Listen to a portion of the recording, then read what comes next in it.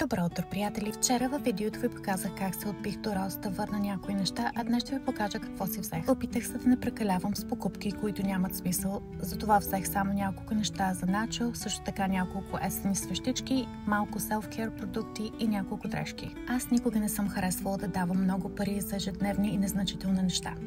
Истината е, че предпочитам да инвестирам в пътувания и преживявания, неща, които оставят спомени за цял живот.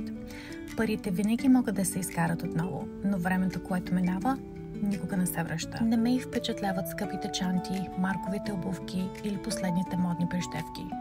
Може би с годините станах по-мъдра и осъзнах, че истинската стойност в живота не е в материалното, а в простичките, нематериални неща. Моментите с семейството, смях с приятели, спокойствието у дома и пътувания, които ми отварят очите и душата. Не ме разбирайте погрешно, а все още се радвам да си купувам малки неща от време на време, които ми носят щастие.